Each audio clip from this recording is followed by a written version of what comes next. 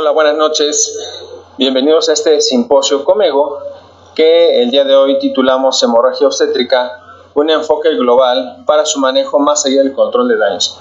Agradezco a los asistentes, a los profesores y vamos a comenzar con esta charla del día de hoy. Esto es un poquito nuestro programa y más adelante les presentaré a nuestros ponentes. Para la mesa directiva en turno, el consejo directivo, ha sido importante tocar temas que nos den luz en algunos tópicos que siguen siendo controvertidos. Voy a tomar un par de minutos para hablar de por qué es importante hablar de la hemorragia y cuál es la trascendencia. Este es mi hospital, la Gineco 4, Luis Castelos Ayala. Tenemos más o menos 11,000 nacimientos al año. Tenemos algo de complicaciones, más o menos. Entonces, esta imagen de encontrarnos esto en una cesárea que se nos complica, pues realmente es algo que nos puede pasar y estamos en contra del tiempo, trabajando en contra del tiempo, y al final lo que queremos nosotros es esto, un resultado favorable tanto para la mamá como para el bebé, y eso nos implica estar trabajando y tomando acciones constantes. Tedros Adhanom, a principios de año, dice en una publicación que tuvieron: tener un hijo debería ser una experiencia lo más positiva para las mujeres, mas sin embargo, para millones de mujeres sigue siendo una experiencia increíblemente peligrosa, dice él. ¿Por qué? Porque nos vamos a enfrentar a problemas por acceso, dificultad de acceso, dificultad de la atención, toma de decisiones tardía y falta de calidad de la atención. Y saca esta publicación la Organización Mundial de la Salud, en la que dice estas tendencias de la muerte materna, en la que dicen que se muere una mujer cada 2 minutos, lo cual es muy grave, y mencionan que este es un retroceso a lo que veníamos trabajando con los objetivos del milenio. Y entonces dice, bueno, tenemos esto. ¿Qué pasa si analizamos un poco lo que pasaba con los objetivos del milenio y lo que pasó con los objetivos del desarrollo sostenible? Bueno, vamos a ver que la estimación de la muerte materna en 2016 era de 309,000 muertes maternas, y a partir del objetivo del desarrollo del milenio, para 2020 estamos en 287,000. Esta tendencia a no modificarse en los últimos años mostró que de forma muy interesante algunas regiones, algunos países mostraron un incremento en la muerte materna, como en Europa, América del Norte, 17%, Latinoamérica y el Caribe, 15%, y algunas otras disminuyeron, como Australia y Nueva Zelanda, 35%, Asia Central y Meridional, 9%. Y ven aquí en esta gráfica la tendencia. Cuando nosotros tenemos países de primer mundo industrializados, el rango del margen de error en el conteo es muy escaso, pero en países del tercer mundo o en vías de desarrollo o económicamente menos favorecidos, la diferencia del margen es muy amplio. Y la directora de la UNICEF, Catherine Russell, saca otros datos muy interesantes que dice: la mortalidad, lo que ya sabemos, es en las zonas más pobres. Para el 2020, el 70% de las muertes maternas era en África subsahariana, que era más o menos el mismo países que tenían la pobreza antes de los objetivos del milenio. Dice, solo 9 países con grave crisis humanitaria presentan el 70% de estas muertes. Y estos países tienen una razón de muerte materna de 551 contra 223 del resto del mundo, el doble de la razón de muerte materna. Y dice, bueno, parte de todo esto es que 1/3 de las mujeres no tienen un control prenatal, ni siquiera a la mitad de lo que la OMS menciona que debería ser lo mínimo de atención prenatal en las mujeres. Y además, 270 millones de mujeres no van a tener acceso a métodos de planificación familiar de ningún tipo, lo cual es una estrategia también para disminuir la muerte materna. Y esto es muy grave. Entonces dice, todas estas diferencias entre los países, entre los ingresos, la educación y tristemente las diferencias de etnia o origen étnico y las razas sigue siendo un problema que nos atañe. Este es el comportamiento mundial de la razón de muerte materna. Y vean esto, la razón de muerte materna ideal para el 2030 va a ser 70 muertes por cada 100,000. En el 2020 teníamos 339, en el 2015 227 y en el 2020 223. realmente la reducción fue del 2.7%, prácticamente nada. Y vemos estas gráficas, que esto es muy interesante porque es por grupos de 5 años. Dice, aquí vamos a ver del 2001 al 2005 cómo había una franca disminución. Del 2006 al 2010 seguimos con esta tendencia, pero a partir del 2011 esto se empieza a detener, y los últimos 5 años, del 2016 al 2020, prácticamente no se disminuyó la razón de muerte materna. México, esto es la semana 21, la primera quincena de julio de nuestro país, y nuestra razón de muerte materna 24.9. Nuestro comportamiento, aquí tenemos cómo nos salimos de la gráfica, pero son los años de la pandemia, entonces sabemos que incrementó la razón de muerte materna, pero bueno, el reporte para el año pasado 41.2 de razón de muerte materna. Pero aunque sí la muerte materna es impactante y no podríamos hablar de precio o de impacto, lo que implica que una mujer se muera, quiero compartirles estos datos más allá de la muerte materna. Vamos a ver que 120 millones de mujeres van a tener un hijo al año. De estas, 12 millones de mujeres van a presentar una hemorragia, y 60 millones de estas van a tener alguna complicación. Y esto es muy importante, de 15 a 20 millones van a desarrollar alguna discapacidad. Esto quiere decir que por cada mujer que se muere, de 20 a 30 sufre una discapacidad de moderada a severa. Y esto, y con mucho respeto lo digo, no quiere decir que el gasto de lo que implica la muerte de una mujer no sea muy grave, porque es incalculable. Pero estas que nos quedan, estas 20 mujeres que nos quedan con una discapacidad, es un gasto que, aparte de ser fuerte en el momento, va a ser muchas veces permanente. Entonces, y no me refiero solo al gasto económico, sino al gasto familiar, el gasto en el país, porque esa mujer puede dejar de ser productiva. Y entonces tenemos alternativas para lograr prevenir esto. Este planteamiento de las muertes maternas que hacía la Organización Mundial de la Salud, y hace esta recomendación, es decir, bueno, tenemos una estrategia que se va a llamar EMOTIF, en el cual dicen hay que hacer una detección temprana, masaje uterino, uso de oxitóxicos, ácido tranexámico, soluciones, y examinar y escalar las medidas que se tengan que hacer poco a poco. Y esto es muy importante, el uso de medicamentos oxitóxicos en la parte de prevención. Y bueno, esto es ya para entrar a la plática. Esto que todos conocemos, en los que nos enfrentamos a una hemorragia posparto, cada centro que tiene una mujer que va a tener un hijo, hay gente experta en hacer algunas de estas cosas. Un poco más, un poco menos, pero hay gente que sabe hacer ligadura hipogástrica, suturas compresivas, un vendaje de SMARTS, o manejo de soluciones, manejo de hemoderivados. Hemos generado poco a poco la experiencia en los centros obstétricos de ir preparando gente.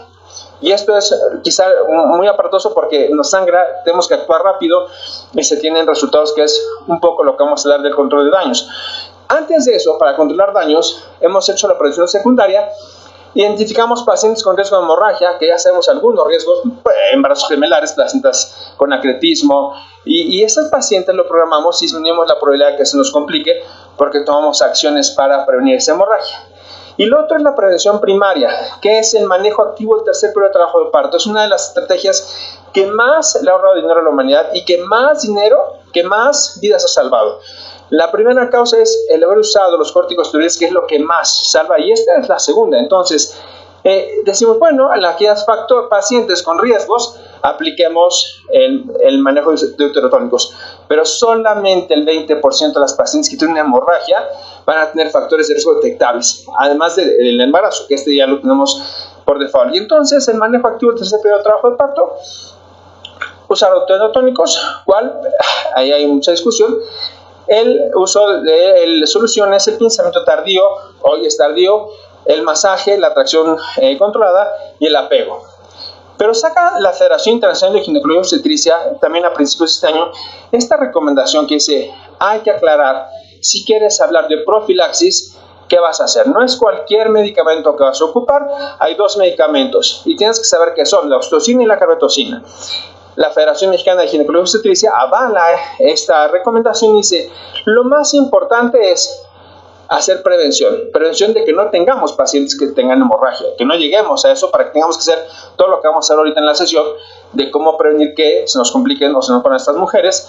nos involucra a todos. Todo el que tenga que ver con la atención de una mujer embarazada debe saber que tenemos que hacer la prevención como primera estrategia de control de daños, y las dos moléculas son la oxitocina y la carbetocina. ¿Cuándo ocupamos una? Bueno, la oxitocina sabemos que es un nonapéptido con 8 aminoácidos diferentes que va a tener una vida media corta de 4 a 4 minutos, y la carbetocina, que es un análogo, copiamos la molécula, le hacemos una modificación y esto le da la posibilidad de ser termoestable.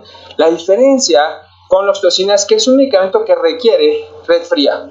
De 2 a 8 grados debe estar, y en algunos lugares de México y del mundo pues no tenemos esa temperatura, y este análogo que va a ser un termoestable, aparte de esa velocidad para actuar que vamos a ver que empieza al 1 o 2 minutos comparado con la oxitocina, que es parecido, pero su vida media puede ser de 40 minutos.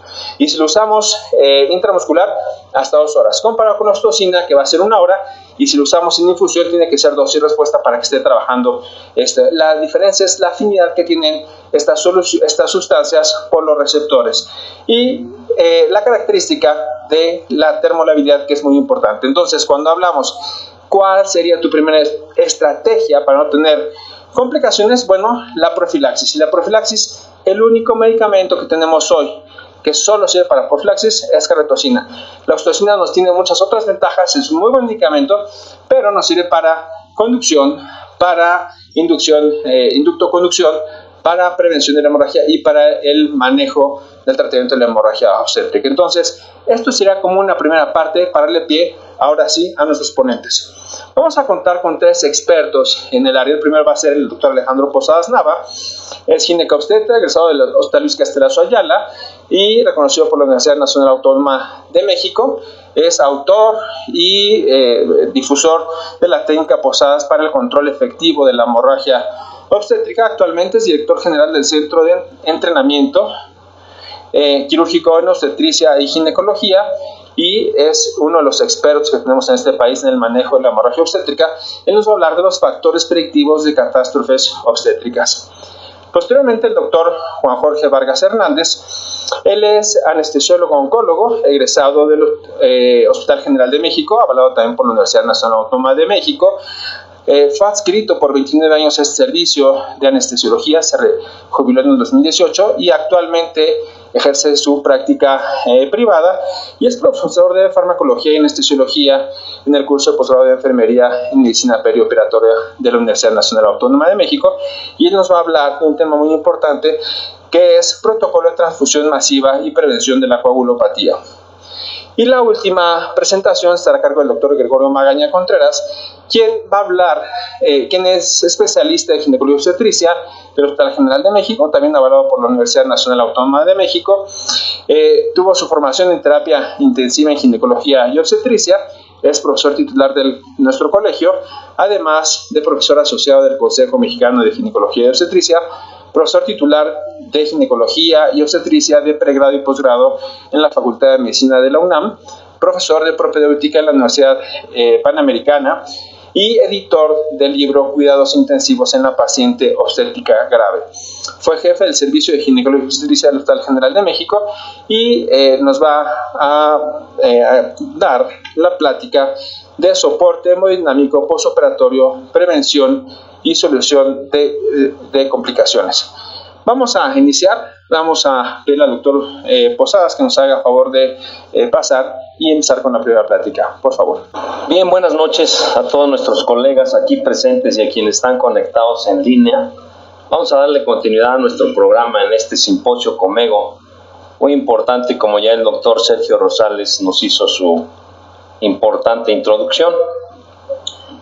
Y en lo particular me toca abordar un tema muy importante, indicadores predictivos de catástrofe obstétrica. Una situación con la que el ginecobstetra en general estamos poco familiarizados, pero finalmente es un escenario muy importante, muy accesible a todos y que vale la pena que revisemos esto, puesto que nos va a dar herramientas para abordar a la paciente con complicaciones en su embarazo. Ya el doctor Rosales nos permitió hacer una revisión importante de cómo es el comportamiento de la mortalidad en el mundo entero, y veamos no solamente aquí en África, es el lugar donde más números de muertes hay, y de acuerdo a la intensidad del color es la frecuencia, la incidencia de muertes maternas. Y nosotros en América Latina, pues por supuesto que también jugamos un papel importante en esta complicación tan importante. Sin embargo, es de suma importancia que analicemos que la hemorragia obstétrica es la causa número 1 de muerte en todo el mundo, indiscutiblemente, tanto en países desarrollados como subdesarrollados, hospitales públicos, privados, es la principal causa de muerte. Pero sin embargo, hay otras causas por las que se mueren las mujeres embarazadas también. Y en esta imagen podemos apreciar cómo la principal causa por la que mueren muchas pacientes es principalmente por padecimientos médicos preexistentes antes de la gestación. Se embaraza, la peor combinación es una patología preexistente asociada a los cambios que el embarazo va a conllevar y a exigir cambios, y es una de las causas que genera muerte, lo que son muertes indirectas. Sin embargo, la hemorragia es de las causas asociadas al embarazo. La hemorragia es la causa número 1, indiscutiblemente asociado posteriormente a las enfermedades hipertensivas asociadas al embarazo y a los procesos infecciosos, a la sepsis particularmente. Estas son las 3 causas. Esto ha sido nuestro coco en todo el tiempo, desde la historia de la medicina. Las 3 principales causas de muerte siguen siendo hoy en día un problema.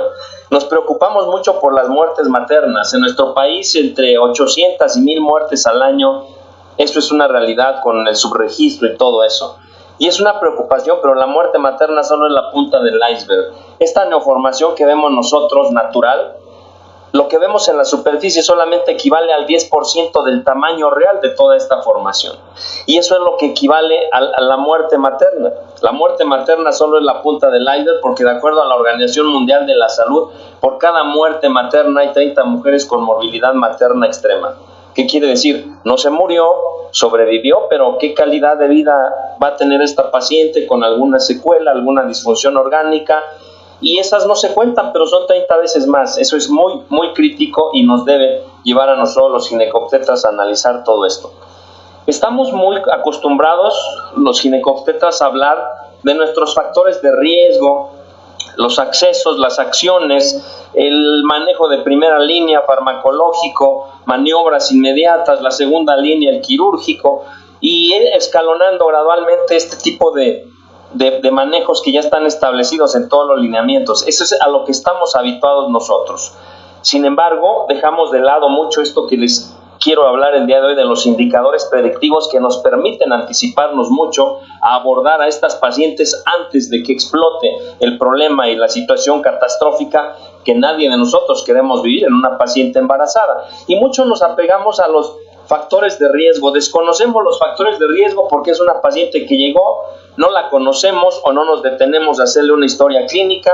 Hablamos de que hay falta de acceso a los servicios de salud, falta de recursos, falta de capacitación en los médicos, demora en reconocer a la complicación y en llegar a la paciente, reemplazo inadecuado, diagnósticos tardíos, manejos inadecuados. Esa es la típica historia. El día que se revisa en un comité de mortalidad materna un caso de muertes, la misma historia. No se dieron cuenta a tiempo que tenía algún factor de riesgo, que existía alguna alteración, y terminamos en un problema serio. ¿A qué es a lo que estamos acostumbrados? Factores de riesgo para hemorragia. Estos son de los factores más comunes que a una paciente embarazada la probabilidad de que sangre es muy alta. Los antecedentes de hemorragia obstétrica, coagulopatías asociados al embarazo, múltiples cirugías previas, inserciones anómalas de placenta, trabajos de parto prolongado, en fin, son los factores de riesgo y a eso nos acostumbramos. Tiene o no factores de riesgo, pero es muy importante que también en función de los factores de riesgo estemos conscientes que la literatura tiene perfectamente bien documentado que 60% de las mujeres que se complican por hemorragia y mueren no tienen ningún factor de riesgo. Pacientes sanas, embarazos normoevolutivos, y cualquier mujer que se embaraza tiene la posibilidad de complicarse con una hemorragia obstétrica, pues 60% de ellas no tienen ningún factor de riesgo. Esos factores de riesgo a los que estamos acostumbrados a orientarnos y a tomarlos tan en cuenta, nos detecta el 40%. No es nada despreciable, un valor importante, pero el resto, la mayoría, no tiene factores de riesgo y se nos puede presentar en cualquier momento, y es ahí donde nosotros debemos estar alertas para resolver esto. ¿Dónde es donde radica el problema? Nos retrasamos en hacer un diagnóstico, no actuamos con oportunidad, no apegamos a los lineamientos. Los tratamientos que utilizamos no empezamos por lo básico, la línea farmacológica, maniobras, si esto falla, tomar una decisión para optar por la segunda línea. No tengo recursos, la típica crítica o queja que tenemos en nuestros hospitales es: no tengo recursos, no tengo material o no hay personal. Y es muy común que no sepamos hoy en día todavía trabajar en equipo. Una complicación, una emergencia exige un tratamiento con rapidez, y la forma más rápida de atender una complicación es trabajo en equipo, los equipos de respuesta rápida, un equipo multidisciplinario. Nos falla mucho. ¿Y cuál es la realidad? Se hace poco, demasiado tarde. Y cuando nosotros venimos a ver a esa paciente, tiene una complicación catastrófica que lamentablemente la probabilidad de que muera es sumamente alta, y esa es la cruel y triste historia que nosotros vemos en nuestras pacientes que se complican. Hoy vamos a hablar de los indicadores predictivos, y vuelvo a insistir, no estamos muy familiarizados con ellos, por eso quise acotar algunos términos importantes que consideremos. ¿Qué es un indicador? Un indicador es una medida o métrica que se utiliza para evaluar, medir, cuantificar algún aspecto específico de una situación, fenómeno o sistema. Una medición, tener elementos, información para poder medir. Son herramientas valiosas para la toma de decisiones informadas. Cuando yo tengo información, puedo tomar decisiones en base a esa información que yo tengo recolectada. Y el análisis de situaciones complejas, ya que nos permite traducir datos de información comprensibles y útiles para establecer acciones. ¿Y qué es predicción? Es el acto de hacer una estimación o suposición sobre lo que ocurrirá en el futuro, basándose en la información de datos disponibles en el presente. Implica utilizar evidencia pasada y presente para hacer conjeturas adecuadas sobre lo que sucederá en momentos venideros. Entonces, los indicadores es información, medidas, métricas para predecir lo que va a suceder utilizando esa información. Y es importante destacar que las predicciones no son garantías absolutas, ya que en el futuro aparentemente incierto y está sujeto a múltiples factores impredecibles. Sin embargo, las predicciones pueden proporcionar una idea aproximada de lo que ocurrirá, lo que puede ayudar en la toma de decisiones y planificación de estrategias. A eso nos referimos con indicadores predictivos. Usar la información que está en nuestras pacientes, la obtenemos a través del interrogatorio, a través de la historia clínica, y esa información utilizarla anticipadamente con oportunidad. Entonces, un indicador predictivo es una métrica variable o conjunto de datos que se utiliza para hacer estimaciones o suposiciones sobre eventos futuros. En la medicina, los indicadores pueden ser usados para prevenir el riesgo de enfermedades futuras en un individuo. Es predicción absoluta, lo cual hacemos muy poco en medicina, y los obstetras, en estas pacientes que nos complican y mueren, tampoco lo hacemos con frecuencia. Y una catástrofe obstétrica, todos entendemos que es una catástrofe. Se refiere a un evento extremadamente grave y desafiante que involucra situaciones de emergencia durante el embarazo, parto o puerperio. Y estos eventos ponen en peligro la vida de la paciente y del producto de la concepción o de ambos. Requiere una intervención médica de urgente para prevenir complicaciones e inclusive la muerte. ¿Y cuáles son nuestros principales problemas que generan catástrofes obstétricas? La hemorragia obstétrica, la preeclampsia y eclampsia y la sepsis. Ese es el escenario real en el que nos encontramos. Entonces, vamos a hablar de unas herramientas de evaluación temprana, a los cuales le llamamos indicadores, en donde nos permitirá utilizar herramientas que son objetivas, que te permiten tener un sistema de alerta temprana.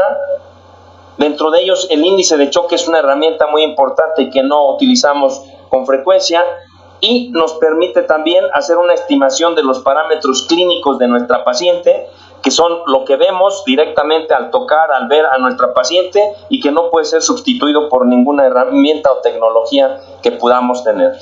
Mira, una de estas herramientas tan importantes y sencillas que tenemos como indicador predictivo es este índice de comorbilidad para el uso en pacientes obstétricas. Habitualmente hay índices de comorbilidad para pacientes adultos, pacientes graves con muchas comorbilidades, pero específicamente para pacientes obstétricas son muy pocos los que hay. Este índice se elabora y se publica en el 2013 en la revista de Ginecología y Obstetricia. Se realizó en el Hospital General de Massachusetts en un lapso de 7 años, 2000 al 2007. Evaluaron 854.823 pacientes embarazadas que ingresaron al hospital y consideraban a esa paciente al ingresar al hospital embarazada y hasta los 30 días posteriores al nacimiento. De estas 854.000 pacientes se complicaron 9.901, es decir, correspondía al 1.2%. ¿Qué fue lo que se hizo? Hacer un índice para evaluar a esas pacientes, detectar ese factor de riesgo de comorbilidades, analizar en función de ese score cuál era el riesgo de esa paciente y en un momento dado aplicar acciones, medidas anticipadas para evitar que pudiera complicarse. Aquí están las variables que ellos utilizaron para evaluar a estas pacientes. Dentro de las variables son las que existen en los índices de personas adultas con comorbilidades, que son padecimientos crónicos como problemas cardíacos congestivos, enfermedades congénitas cardíacas, hipertensión pulmonar, isquemia miocárdica, pero también agregaron situaciones asociadas al embarazo, como pacientes que curse o ha tenido antecedentes de cursar con preeclampsia y eclampsia, inclusive embarazos múltiples, y se generaron una serie de variables médicas y obstétricas para hacer un score y ponerle un puntaje a cada una de ellas. Podemos apreciar aquí un puntaje mayor para patologías más complejas, la preeclampsia y eclampsia, una de ellas, que tiene simplemente una puntuación de 5, y entonces se hace el análisis de ese score, se establece el riesgo que tiene esa paciente, se anticipa, se maneja y se previenen problemas, que fue lo que se hizo en este índice, en este trabajo. ¿Qué fue lo que se pudo observar en este trabajo?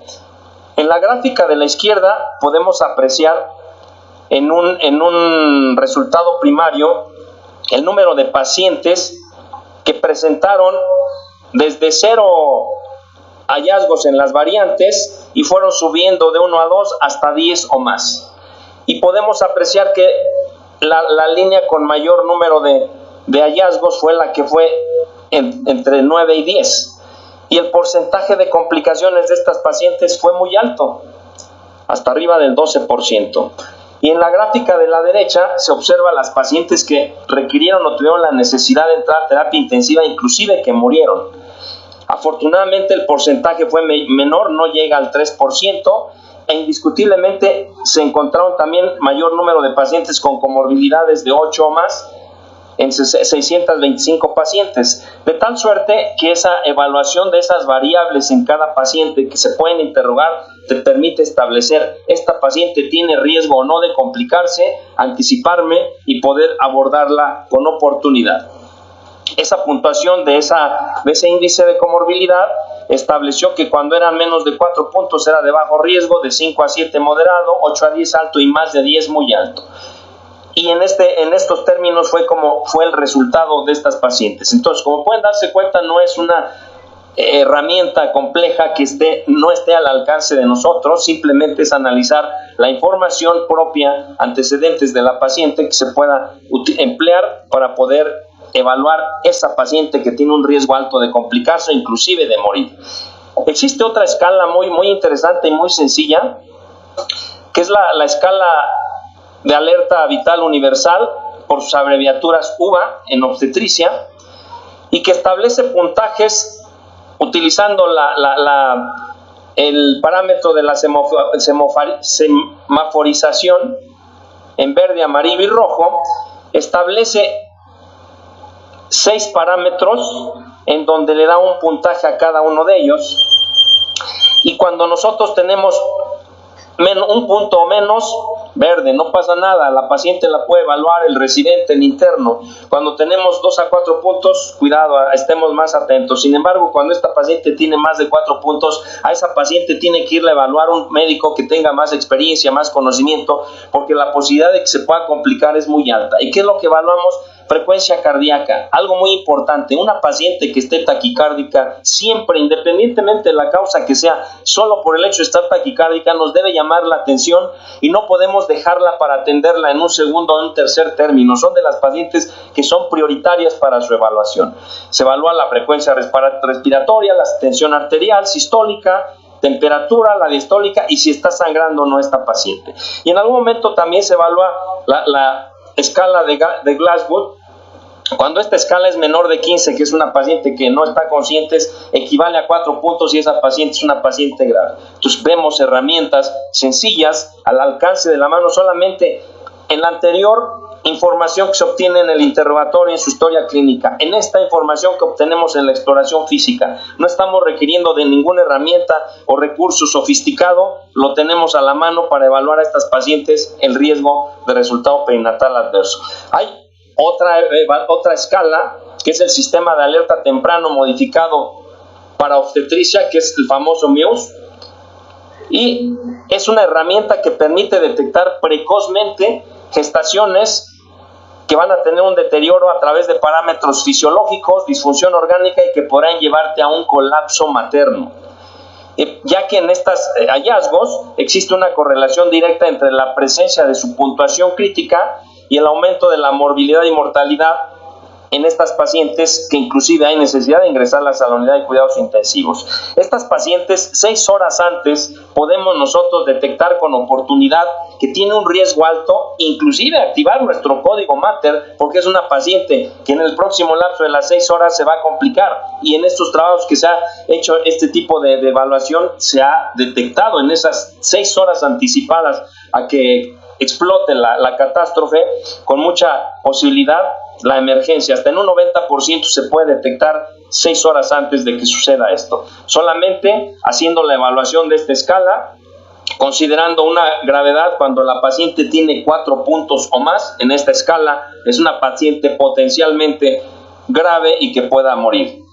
Los eventos adversos severos significan son significativamente mayores en las pacientes que se utiliza esta escala de MEUS, y por lo tanto el equipo de respuesta inmediata debe llevar a cabo evaluaciones en estas pacientes, aunque sean pacientes sin riesgo. Si se detecta que esta paciente tiene una escala elevada, es una paciente que implica ser manejada como un código Mater, porque la probabilidad de que se complique es muy alta. Son herramientas que se pueden utilizar en los ingresos de las pacientes. Aquí podemos ver las variantes que se evalúan en esta escala de MEUS, que es la frecuencia respiratoria, la saturación de oxígeno, temperatura, presión arterial sistólica, diastólica, frecuencia cardíaca, la escala de dolor también, y si hay respuesta neurológica o no. En estos parámetros, como comenté en la diapositiva anterior, cuando encontramos un parámetro de 4 más, traduce que la paciente tiene un alto riesgo de complicarse, inclusive de poder morir. Otra herramienta igual de sencilla y accesible a todos es el APGAR quirúrgico, por sus siglas en inglés, Surgical APGAR Score. Este es un sistema de puntuación que tiene 10 puntos, involucra variables que se dan en el evento intraoperatorio. ¿Qué es las variables que vamos a evaluar aquí? La frecuencia cardíaca, la tensión arterial media y la pérdida sanguínea. Estos 3 parámetros que evaluamos nos permiten hacer un APGAR, un score similar. Esto nace del famoso APGAR que se hace a los recién nacidos, y se aplica este APGAR quirúrgico. Puede predecir de manera efectiva complicaciones mayores o incluso la posibilidad de que muera la paciente en las primeras horas posoperatorias inmediato, ¿sí? El puntaje obtenido es inversamente proporcional al riesgo potencial de complicarse. En las otras escalas que hablamos, entre mayor número era la escala, peor pronóstico. En este es inversamente proporcional. A menor puntaje de APGAR quirúrgico, las complicaciones son mayores, de tal suerte que la probabilidad de que se complique nuestra paciente es muy alta. Cuando nosotros en el APGAR quirúrgico tenemos un puntaje igual o mayor a 7 puntos, el paciente se considera como estable, pero cuando el puntaje es menor o igual a 6 puntos, es un paciente inestable con una alta probabilidad de complicar y de tener repercusiones en el posoperatorio inmediato que pueda llevar a una reintervención o inclusive a morirse. Entonces, ese puntaje de menos de 6 puntos traduce a un paciente inestable que tiene una alta probabilidad de complicarse y debe evaluarse en ese momento su ingreso a la unidad de cuidados intensivos, ya que en las siguientes horas la posibilidad de que se complique es muy alta y está indicado activar el código Mater en ese momento. Este Apgar quirúrgico debe realizarse durante los primeros 30 minutos posteriores a salir de la sala de quirófano en recuperación, y sobre todo en esa paciente que yo sé que me sangró, que tuvo un espectro de placenta creta, un choque hipovolémico, una paciente inestable, saco y la llevo al área de recuperación, aplico mi Apgar quirúrgico, me va a poder permitir establecer si este paciente puede ser candidato a un ingreso a cuidados intensivos o a estar más alerta en el manejo y monitoreo de este paciente. Y aquí vemos los parámetros que se evalúan: pérdida sanguínea, presión arterial media, la más baja transoperatoria sobre todo, y la frecuencia cardíaca la más baja transoperatoria, y se le da ese puntaje a estos parámetros, en donde, vuelvo a insistir, el puntaje es inversamente proporcional al pronóstico. Más de 100 puntos, verde, no hay riesgo; 7 a 6 puntos, cuidado, amarillo; y menos de 6 puntos es una paciente crítica que implica abordaje, inclusive evaluar ingreso a la unidad de cuidados intensivos. Son herramientas que están al alcance de todos, sencillas, pero estamos poco familiarizados y no las usamos. Si las utilizáramos, habría resultados sorprendentes, como ese trabajo que les presenté en un principio en el Hospital General de Massachusetts. La información que se obtiene es muy importante.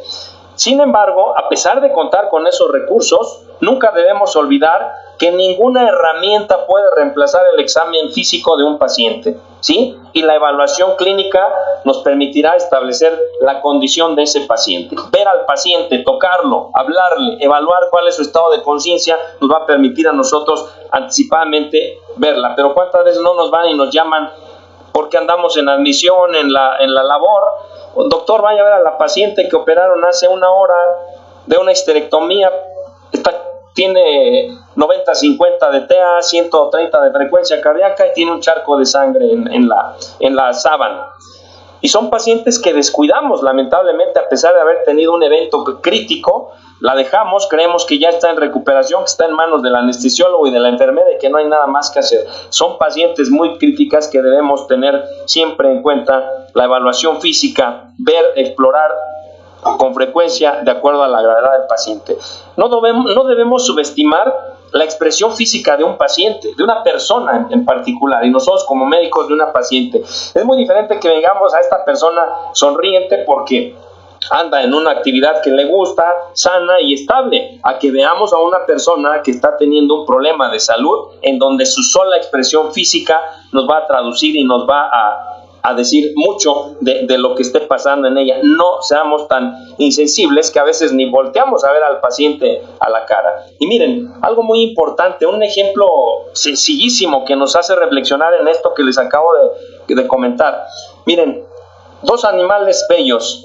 El colibrí, en promedio, un ave que vuela muy rápido, se mantiene volando en el aire y anda moviéndose de un lado a otro, tiene un promedio de 1200 latidos por minuto. La tortuga, que camina muy lentamente y es muy voluminosa, tiene un latido promedio de 30 latidos por minuto. Ambos, el colibrí tiene una vida de 5 años en promedio y la tortuga de 100 años en promedio. Pero observa esto, los latidos totales de ambos son 1.500 millones de latidos. Pero ¿por qué colibrí vive 5 años y por qué la tortuga 30? Porque el ritmo cardíaco que tiene cada uno de ellos es completamente diferente. Esto traduce que un paciente que se encuentra en taquicardia, la condición y el deterioro que va a tener asociado a esto implica que ese paciente se complica y pueda morir sin que nosotros le demos la importancia y la relevancia a ello. Y está perfectamente demostrado. Uno de los médicos intensivistas muy famosos a nivel mundial ha establecido perfectamente que cuando un latido cardíaco, independientemente de que sea embarazada y que si los cambios fisiológicos del embarazo, cuando un latido cardíaco sea por arriba de 90, embarazada o no, debe llamarnos la atención y decir, este paciente tiene algo, una comorbilidad, y la probabilidad de que complique y tenga una situación crítica es muy importante. Y más allá, cuando haya un paciente en reposo y esté taquicárdico, cuidado, es una situación que nos puede estar hablando de algún problema crítico, una sepsis, una tromboembolia, en fin, siempre la mortalidad de una persona se va incrementando en función del aumento de los latidos, y cuando hay un aumento de 10 latidos por minuto en la frecuencia cardíaca, esto nos va a llevar a una situación relevante. Entonces, debemos de tener en cuenta que el aumento de la mortalidad se incrementa en función del número de latidos cardíacos, y nunca dar por hecho que un paciente que se vaya taquicárdico no va a tener nada. El índice de choque, una ecuación donde haces una división entre la frecuencia cardíaca y la presión sistólica, cuando ese índice de choque sea igual o más a 1, también es un parámetro que nos va a llevar a establecer que es un paciente grave con una sensibilidad del 100%, especificidad del 5%, pero nos permite detectar el paciente que puede complicarse. Si nosotros con esas herramientas detectamos que algo sucede, debemos estar preparados para anticipadamente, no hasta que el paciente esté en una situación premortem, actuemos de esta manera, equipos de respuesta inmediata, con una respuesta multidisciplinaria para ofrecer un mejor resultado y mejor pronóstico al paciente. Conclusiones: los indicadores predictivos en obstetricia son herramientas esenciales que permiten anticiparte y abordar problemas potenciales antes de que se conviertan en una situación crítica o catastrófica.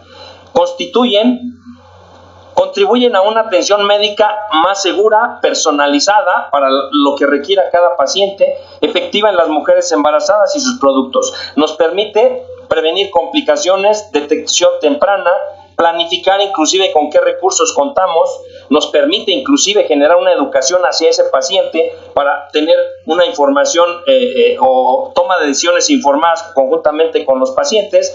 La personalización de la atención nos permite este tipo de herramientas, hacer trabajos de investigación y desarrollo, porque nos permite evaluar anticipadamente pacientes con situaciones especiales y, lo más importante, mejorar los resultados en la atención de calidad. Y realmente no requerimos, como de lo que se ve muy aparatoso, siempre una terapia intensiva. Hay situaciones, maniobras sencillas que tienen el mismo peso que una situación cuando lo usamos adecuadamente y oportunamente para detectar y abordar a nuestros pacientes con oportunidad. Y yo cierro mi charla con esta frase de uno de los genios del siglo XX: no pretendamos que las cosas cambien si siempre hacemos lo mismo. Lamentablemente, nuestra conducta ante el paciente que se complica es la misma historia cuando se revisan esos casos de muerte o de morbilidad materna extrema, y finalmente lo único que vemos son desenlaces catastróficos. Muchas gracias. Buenas noches. Quiero agradecer al Colegio Mexicano de Especialistas en Ginecobstetricia por su amable invitación para participar en este simposio con el tema Protocolo de Transfusión Masiva y Prevención de la Coagulopatía. Bien, el sangrado masivo preoperatorio está considerado que puede ser una causa prevenible de mortalidad en pacientes quirúrgicos. Su mortalidad es variable, nos reportan desde el 15 al 54%, debido a que es consecuencia de diferentes entidades etiológicas. La hemorragia masiva complica su estudio para tratarlo como una sola entidad, ¿sí? La mayor evidencia se centra en pacientes con trauma, politraumatizados, hemorragia obstétrica, cirugía cardíaca y trasplante hepático. La instalación de protocolos de hemorragia y transfusión masiva han disminuido la mortalidad. Es conveniente mencionar, como ya se ha mencionado en la introducción y la plática previa, que la hemorragia obstétrica sigue siendo la causa más común de mortalidad materna a nivel mundial. Esto nos ha obligado a incrementar el conocimiento de la fisiopatología y manejo del shock hemorrágico. Una de las estrategias que mayores frutos ha rendido es la transfusión de hemoderivados. Bien, si bien hay mecanismos fisiológicos complejos que regulan y optimizan la oxigenación a nivel tisular, la anemia sin control está relacionada con lesiones orgánicas y resultados desfavorables. Si seguimos considerando la transfusión de sangre halogénica como un tratamiento como el tratamiento más común en pacientes quirúrgicos y traumatizados, en pacientes con anemia moderada a severa. No hay que perder de vista que tanto la anemia como la transfusión están relacionadas con lesiones orgánicas, las cuales nos van a aumentar la morbilidad y la mortalidad en diferentes enfermedades y cirugías. ¿Transfundir o no transfundir? Siempre va a ser una pregunta que nos vamos a hacer. Es un problema añejo, ¿sí? Si queremos seguir considerando la transfusión de sangre halogénica como un como un procedimiento que salva vidas, debemos de tomar en cuenta que está relacionada con infecciones bacterianas y virales, que podemos tener TRALI, lesión pulmonar aguda, puede haber relación hemolítica, enfermedad de injerto contra huésped, sobrecarga circulatoria del famoso taco, intoxicación por citrato, que no hay que dejarlo por alto. Siempre este citrato nos va a causar hipocalcemia, hiperpotasemia, y nos puede producir arritmias cardíacas. Si tenemos un paciente ya en estado de shock, esto puede agravar su estado circulatorio. Bien, todas esas son las principales causas de morbilidad y mortalidad debido a la transfusión de sangre halogénica. Estudios controlados aleatorios se han comparado esquemas restrictivos de transfusión contra esquemas liberales, viendo que no hay ninguna ventaja transfundir a pacientes con 10 gramos de hemoglobina y un paciente de 7 a 8 gramos. No hay ventajas. Siempre estuvimos nosotros acostumbrados a nuestros pacientes 10 gramos de hemoglobina, transfundirlos, y es gastar recursos, o muchas veces de forma profiláctica tampoco. Bien, la principal causa de muerte en un quirófano es un paro cardíaco secundario a un shock hemorrágico, secundario a una hemorragia masiva. El sangrado masivo, hay varias definiciones y podemos considerar estas dos. Es igual o mayor a 150 mililitros por minuto. ¿Qué quiere decir esto? Que un paciente nos puede sangrar 9 litros en una hora. Si lo ponemos así, 150 mililitros, ¿sí? O igual a mayor a 1.5 mililitros por kilogramo de peso por minuto por más de 20 minutos, ¿sí? Son 6, ¿cuánto es? Si en un paciente de 70 kilos, ¿sí? Bien, si hay una hemorragia masiva debe haber una transfusión masiva, ¿sí? Hay varias definiciones, sin embargo creo que hay que poner atención a esta, ¿sí? Es el reemplazo total de volumen circulante en 24 horas. ¿Cuántas veces no hemos tenido a nuestros pacientes hospitalizados o en la unidad de cuidados intermedios o intensivos y se les está transfundiendo concentrados eritrocitarios, ¿sí?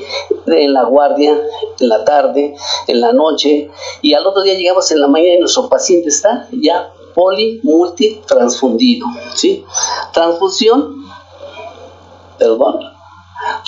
de más de 10 paquetes de concentrados eritrocitarios en 24 horas también puede ser. Pero ¿a cuál nos presentamos? ¿Qué se nos presenta más frecuentemente a nosotros como cirujanos ustedes y a nosotros como anestesiólogos en el equipo? Transfusión masiva dinámica. Esa es a la que más se nos presenta, ¿sí? Es el reemplazo de más del 50% del volumen circulante en 3 horas o 4 paquetes de concentrados eritrocitarios en 1 hora. Es el clásico paciente que se nos está complicando en el transoperatorio, el que ya sangró, el que queremos recuperarlo, el que queremos estabilizar, y se pasa el tiempo. Parecía mucho 3 horas, pero ¿cuántas veces no nos hemos pasado, no 3 horas, más de 3 horas tratando de estabilizar un paciente? Bien, siempre es conveniente que sepamos qué volumen sanguíneo tienen nuestros pacientes, ¿sí? Tenemos pacientes obesos, pacientes delgados, pacientes de constitución normal y pacientes musculosos, ¿sí? Esta regla de los 5 siempre será muy conveniente tenerla presente para saber cuánto es el volumen circulante aproximado de nuestros pacientes, para que cuando sepamos cuánto llevamos de sangrado, tengamos una idea por dónde andamos. El índice de mortalidad y hemorragia masiva, como lo mencioné en un principio, nos lo reportan desde el 15 hasta el 54%, porque hay una gran variación. Bien, porque va a depender si el paciente ya lo tenemos en choque, si el paciente está chocado, si el paciente está en acidosis con un pH menor a 7.1, lo cual va a dificultar la actividad de los factores de coagulación, va a dificultar también la activación de las plaquetas, si el paciente está hipotérmico. Hablábamos de la temperatura es importantísima, ¿sí? Hace muchos años, como anécdota, tuve la oportunidad de estar en el Memorial Sloan Kettering Cancer Center en Nueva York y me llamó mucho la atención la temperatura. Calentaban las soluciones para irrigar y si el paciente salía hipotérmico no nos lo recibían. Bueno, yo nada más fui de observador, no lo recibían en la recuperación y no lo recibían y no lo extubaban. Se quedaba intubado el paciente hasta que recuperara temperatura, tuviera normotemia, se extubaba y ya lo recibían en la terapia, mientras no. Entonces empezamos a ver todo lo que sucede con la temperatura y nosotros en México, y yo les estoy hablando de hace 30 años, ¿sí? En México actualmente no le damos la importancia a la temperatura, hace 30 años menos. Bien, si ese paciente que estuvo en la guardia y que ya fue politransfundido, también va a aumentar la mortalidad. ¿Por qué? Porque le hemos dado glóbulos rojos, pero no hemos repuesto plasma, no hemos repuesto plaquetas, no hemos repuesto crioprecipitados, no le hemos administrado quizá ácido tranexámico y ya este paciente iba a tener coagulopatía. El tipo de sangrado también depende. No es lo mismo un paciente que nos sangre en el quirófano o un paciente que nos llegue sangrando o un politraumatizado. Bien, se dice que existen estos factores de riesgo para que un paciente presente coagulopatía. Acidosis. La acidosis es terrible. Si nosotros empezamos a tratar a un paciente con sangrado con puras soluciones, cristaloides o coloides, ¿qué es lo que vamos a hacer? Después de una hora nada más el 20% de esas soluciones se van a permanecer en el espacio intravascular. El resto ya migró al intersticio y al espacio intracelular. Esto nos va a ocasionar una acidosis y va a disminuir nuevamente la actividad de los factores de coagulación, la actividad de las plaquetas. La hipotensión arterial, menor de 70 milímetros de la presión arterial sistólica, menor a 70 milímetros de mercurio. La hipotermia, no necesitamos tanto, 34, menor a 34 grados. Nada más con que baje 3 grados, ahorita vamos a ver lo que repercute en los factores de la coagulación. Y este índice de gravedad que se calcula en los pacientes politraumatizados, es en qué sitio y de qué grado es la lesión, y se calcula si es mayor del 25%. Si estos factores 4 están presentes, los factores de riesgo, la probabilidad de que el paciente presente coagulopatía es del 98%. Bien, decíamos de la triada letal. Esta triada letal es terrible y es la responsable del 30% de las muertes por sangrado masivo, ¿sí?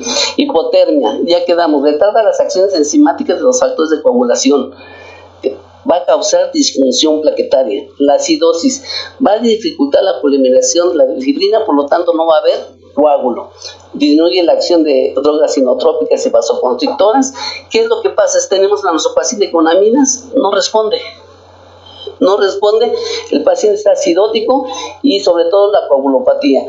Nuevamente vuelvo a lo mismo, si tenemos un paciente con reanimación con cristaloides y coloides, vamos a ocasionar una acidosis metabólica y esa acidosis metabólica también nuevamente se va a hacer un círculo vicioso y vamos a evolucionar a dificultades, ¿sí? Para tratar a esos pacientes. Aquí quiero que vean en esta gráfica, un paciente tiene el 100% de actividad de los factores de coagulación, ¿sí? 100%. 2 grados por abajo, ya tenemos aquí el 65%, 66%. El menos afectado, el 85%. Si nosotros tenemos en 33 grados, miren nada más, ¿sí?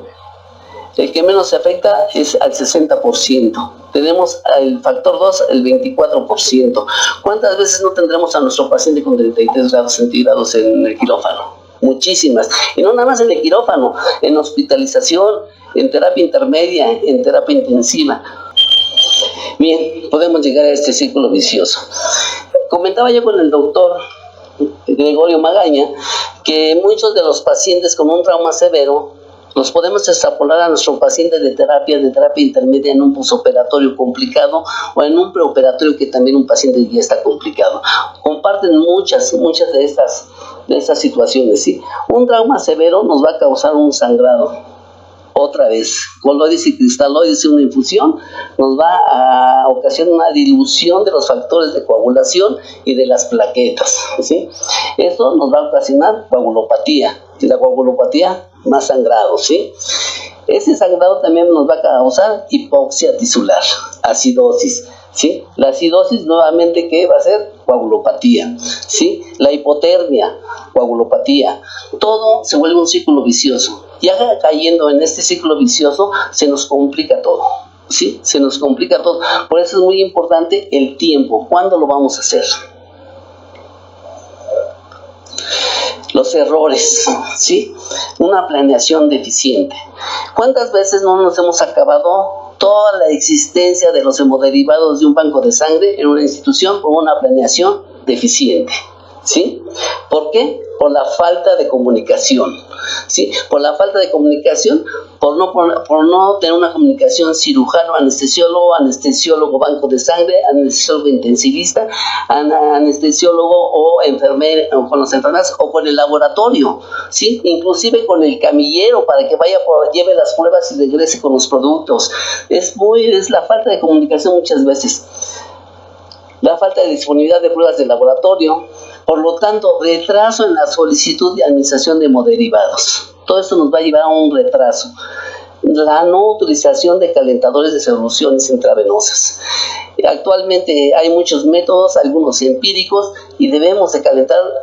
La verdad, si nos ponemos en el estricto sentido de tratamiento, deberíamos de tener nuestros calentadores, pero no los hay. Hay que implementar de alguna forma que conozcamos, empírica, artesanal, calentar esas soluciones, ¿sí? Bien, y evitar la administración prematura tanto de crioprecipitados y adyuvantes. Hay que administrarlos cuando debe de ser, no de forma profiláctica, ni tampoco transfundir a nuestros pacientes porque va a sangrar.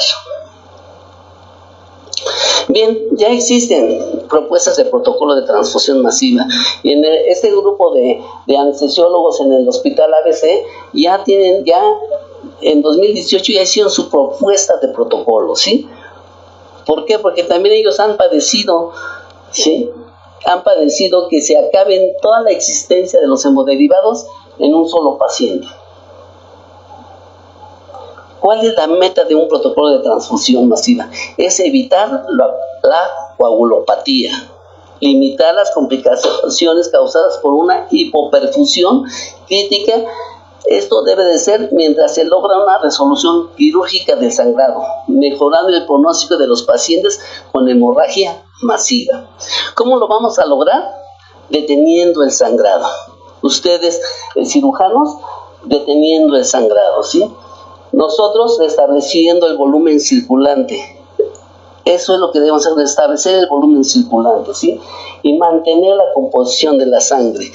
Si no administramos los hemoderivados indicados, los líquidos intravenosos indicados en el tiempo, ¿nosotros qué hacemos? Vamos a diluir más a nuestro paciente. Los factores de coagulación van a estar diluidos, va a haber trombocitopenia dilucional y nuestro paciente va a sangrar, ¿sí? Sí debemos de invadir a nuestro paciente con varias vías intravenosas, sí. ¿Pero para qué? Para que transfundamos lo que se requiere del paciente, ¿sí? Bien, por lo tanto, si queremos implementar un protocolo de transfusión masiva, este tiene que ser como parte de la institución, no como mío, es institucional. Debe ser multidisciplinario, trabajar en equipo. Es lo que a veces se nos dificulta, pero trabajar en equipo y que sea multidisciplinario va a ser sensacional para tratar a esos pacientes con hemorragia masiva. Nos va a facilitar y a protocolizar la comunicación evitando un sesgo y disminuir la estadística. Debemos de tener disponibilidad de laboratorio, prontitud para la solicitud de administración de hemoderivados. Esto debe ser precoz y agresivo para evitar esa hipoxia tisular, para evitar la deuda de oxígeno y para evitar la coagulopatía, ¿sí? Si no tenemos pruebas cruzadas, si no tenemos la forma de realizar pruebas cruzadas, podemos solicitar concentrados eritrocitarios O negativo, plasma AB en relación 1:1:1, ¿sí? No nada más eritrocitos, también plasma.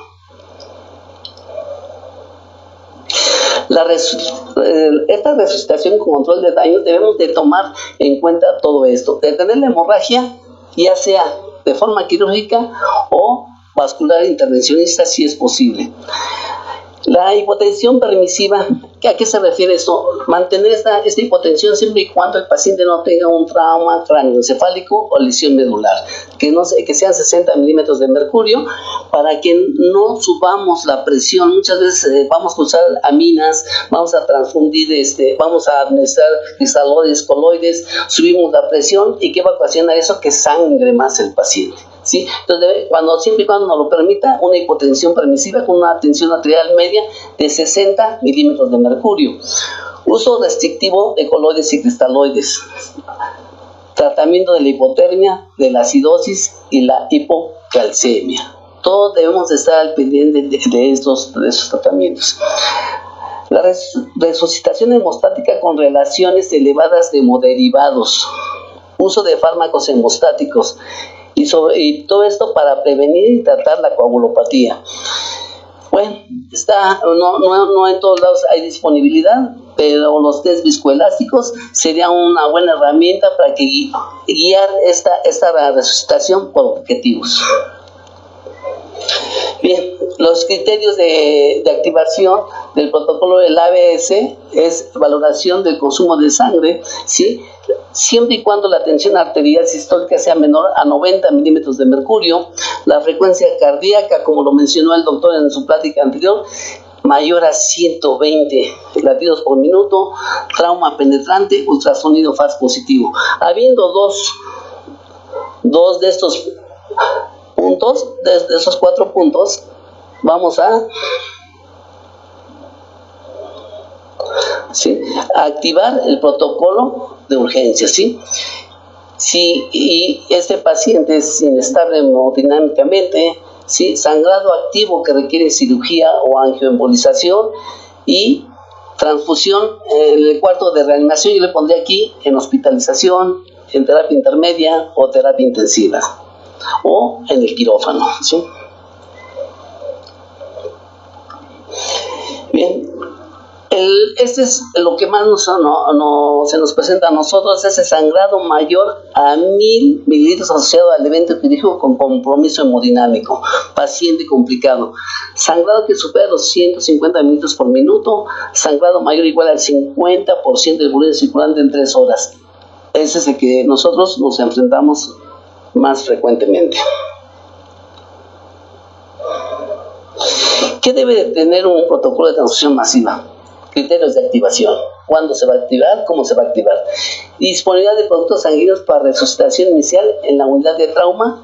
Pondría yo también el quirófano, también terapia intensiva, también en terapia intermedia, ¿sí? Continuación de transfusión en quirófano, en sala de angiografía, unidad de cuidados intensivos. No se va a acabar de transfundir el paciente, hay que estar observándolo y continuar sobre todo en las primeras 24 horas. Las metas de la transfusión, que ahorita las vamos a ver, justo adyuvantes durante la transfusión y cuándo se va a terminar esa transfusión. Y algo muy importante, tenemos que monitorear la calidad de nuestro programa, de nuestro protocolo de transfusión masiva. ¿Qué nos está dando resultados? ¿Sí? Debemos reportar, debemos llevar una casuística. ¿Cómo identificar pacientes con riesgo de transfusión masiva? Bueno, pues ya vimos en la plática anterior que existen scores, ¿sí? Para esto. ¿Qué productos sanguíneos transfundiremos? ¿A quién? ¿Cómo manejaremos los hemoderivados en hemorragia masiva? Bien, recomendaciones específicas. Hay muchos en la literatura, hay muchos esquemas, hay muchos protocolos y otros les llaman logísticas para iniciar un protocolo de transfusión masiva. Iniciar con hemoderivados en vez de cristaloides cuando sea posible. Hemoderivados deben llegar en proporción 1:1, ¿sí?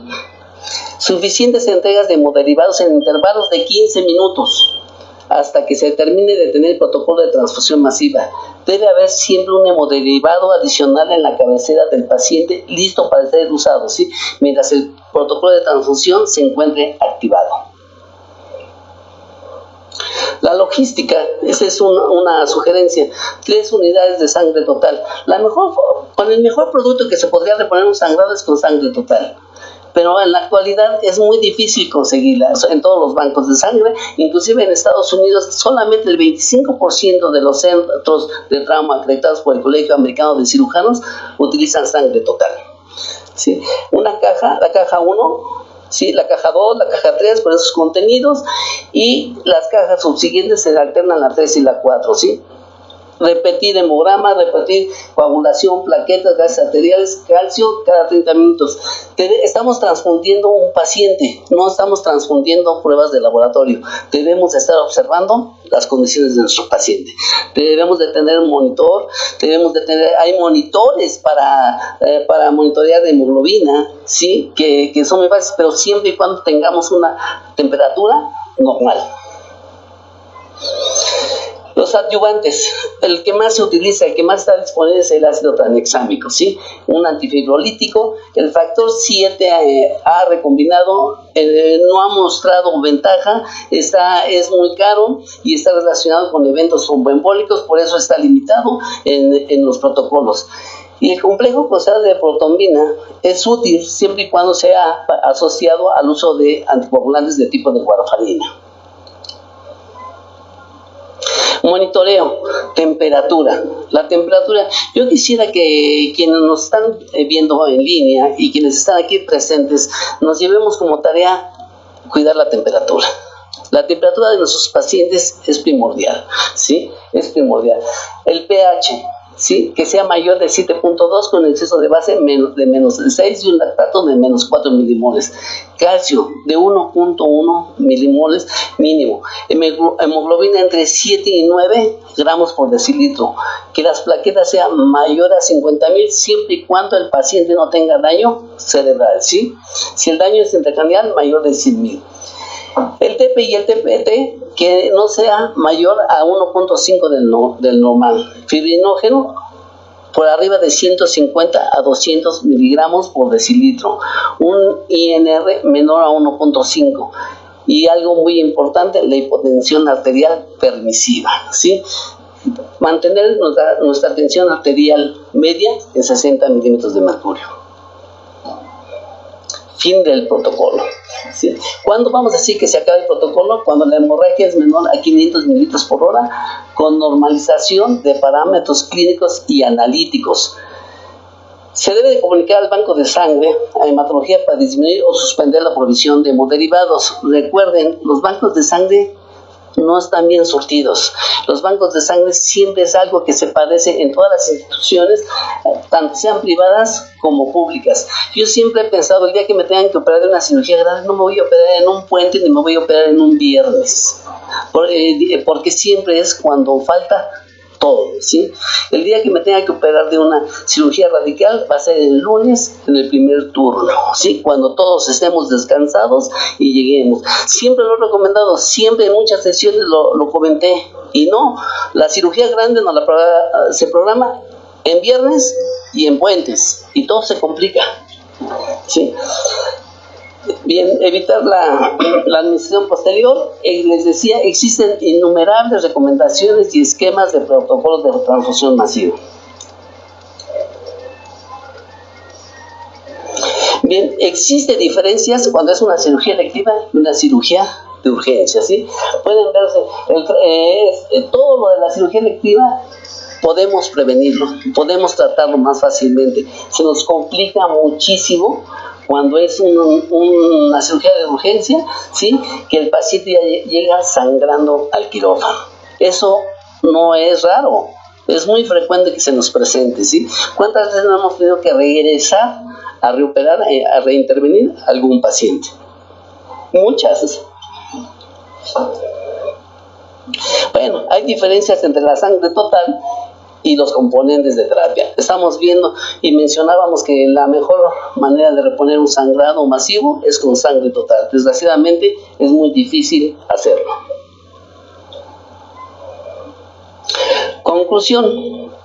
Cada hospital debe tener un protocolo de transfusión masiva o un protocolo de hemorragia masiva que se adapte a sus propios recursos y habilidades. Proporcione un marco claro para facilitar una respuesta coordinada por parte de un equipo multidisciplinario durante una situación de tiempo crítico. No hay que copiar, hay que adaptarlo a nuestra realidad, a nuestras condiciones, a nuestros recursos. No poner de pretexto que no tenemos. Hay que adaptarlo, ¿sí? ¿Cuántas veces no han tenido un paciente grave ustedes? Hay comunicación, solicitamos, hablamos a banco de sangre, queremos tantos paquetes de eritrocitarios, plasma, plaquetas, porque vamos a meter una paciente que tiene tales características y tales condiciones que se nos va a presentar un sangrado. Ahí ya hicimos un protocolo de transfusión masiva, ahí ya lo echamos a andar. Quizás no de forma oficial, pero ya lo hicimos, entonces lo podemos hacer de forma organizada, ¿sí? La reanimación, los últimos puntos, esta es la bibliografía.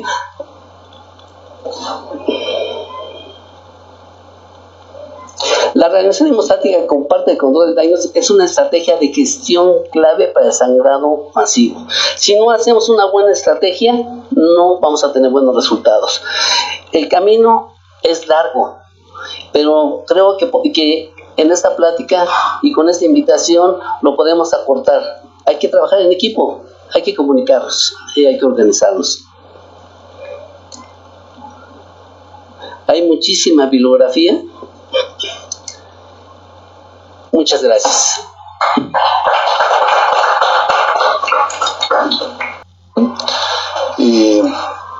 Se refiere a cuando las cosas ya salieron mal y la paciente sale del quirófano.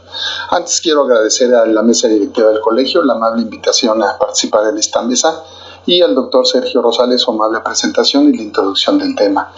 Se siente uno comprometido con dos ponentes de esta talla que nos anteceden. ¿Podemos ir al inicio, por favor? Sí, a mí me corresponde hablar un poquito de esto en este simposio. Como les mencionaba, como que las cosas ya salieron mal, ¿no? Entonces la paciente ya no tenemos que detectarla, diagnosticarla ni nada, nos está saliendo en el posoperatorio ya con la evidencia irrefutable de que hubo un evento hemorrágico agudo grave, hemorragia masiva o como queremos llamarlo. ¿Cómo vamos a dar ese soporte hemodinámico, la prevención y la solución de complicaciones?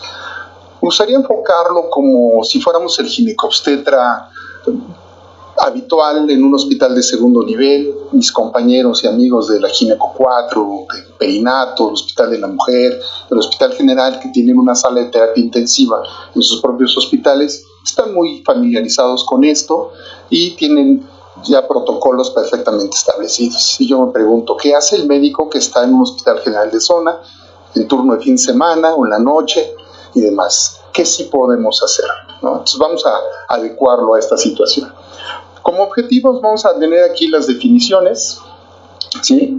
La evaluación de la paciente, que ya la mencionaron en algunos párrafos de las charlas previas, la identificación de estas complicaciones, ¿sí? ¿Cuáles van a ser nuestras metas terapéuticas y qué podemos concluir de esto? Bien, vamos a definir el soporte hemodinámico. Primero que nada, ese es el proceso dirigido a la optimización del aporte de oxígeno a los tejidos. Si se fijan en muchas fracciones, vamos a hablar de aporte de oxígeno al tejido más que de cifras de tensión arterial, ¿de acuerdo? Y las complicaciones, que puede ser el agravamiento de una situación clínica que aparece espontáneamente, ¿sí? O que es relación causal directa derivada del tratamiento aplicado. ¿Cuántas veces entramos a una cesárea aparentemente sin riesgo y de esa terminamos con alguna complicación, con una lesión del ángulo, se lesionó la arteria uterina, se trajo hacia retroperitoneo, hacemos una técnica de desarterialización o intentamos una ligadura hipogástrica, solisterectomía, y de ahí es la puerta de entrada a todo el evento hemorrágico grave. ¿De acuerdo? Entonces, una vez que la paciente sale, como bien mencionaron, tenemos que hacer una evaluación, así haya marcadores y haya quirúrgico y demás, nada como la evaluación clínica, ¿sí? En esta, obviamente, vamos a hacer una toma de signos vitales, de tensión arterial de signos vitales, idealmente monitorizarla, medición de PVC, lo pongo con un asterisco porque es la manera más barata, más sencilla y más accesible a todos lados de tener idea del contenido que tenemos de volumen circulante. ¿Sí? Obviamente una sonda de Foley para medición del volumen urinario y la toma de muestras de laboratorio. ¿Cuáles? Y todos esos, los que no haya tomado el anestesiólogo y el grupo quirúrgico en el transoperatorio. ¿Sí? Esa evaluación clínica es importantísima, la comunicación multidisciplinaria entre el cirujano, el anestesiólogo y el médico que la va a recibir, ya sea en la sala de recuperación o en la sala de terapia intensiva. Sí, yo tuve la fortuna de trabajar en una sala de terapia intensiva durante unos 20 años aproximadamente, y entonces yo mismo operaba y me llevaba a la paciente a terapia o reintervenía y me la volvía a sacar a terapia, entonces era como que más fácil la dinámica de ya sabía qué seguía, ¿no? Sí, entonces vamos a cuantificar la pérdida sanguínea, el balance hídrico, transoperatorio y el uso de medicamentos vasoactivos. Importante que el ginecólogo aprenda a leer la hoja del anestesiólogo, donde tiene registrado puntualmente cómo se comportó la hemodinamia de la paciente en el trans. Fue marcando qué fármacos usó, a qué horas los usó, cuánto volumen, de qué momento a qué momento, paquetes, todo esto lo tiene registrado. Esa hoja se parece un poco a la sábana que usamos en las salas de terapia intensiva. Hubo complicaciones transoperatorias porque de eso pueden surgir necesidades particulares. ¿A qué me refiero? Hubo una lesión de vejiga, lesionaron un intestino, hubo una lesión vascular que necesitó una reintervención o la colaboración del equipo de vascular periférico de cirugía cardiovascular para repararla y va a requerir alguna situación aparte.